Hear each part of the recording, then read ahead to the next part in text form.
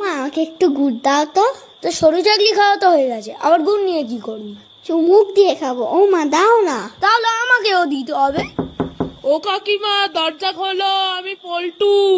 দাঁড়া, যাচ্ছি। আমাদের বাড়িতে ভালো মন্দ রান্না হলেই পল্টু ঠিক গন্ধ পেয়ে যায়। ও মা, ওকে অল্প করে গুড় দেবে, নাহলে সব খেয়ে নেবে। মার খাবি কিন্তু তুই এবার। সবসময় ওরম কেন বলিস ওকে?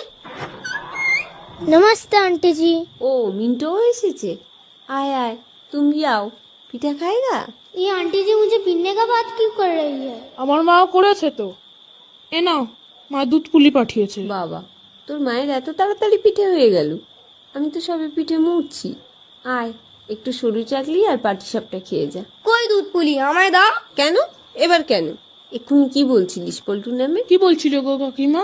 আর ও তো এমনি বলছিলাম, পল্টু তো আমার বেস্ট ফ্রেন্ড। হ্যাঁ, সেই তো। ये सरू चकली क्या होता है? এই যে নলেন গুড় দিয়ে সরু চাকলি, পাটিসাপটা আর রস বড়া। খেয়ে বল কেমন হয়েছে। নলেন গুড়টা দারুণ তো, আর একটু দাও তো কাকিমা। বেশি করে দাও ওকে একটু, আর আমার একটা দুধ পুলি দাও। দুটো দিতে পারো।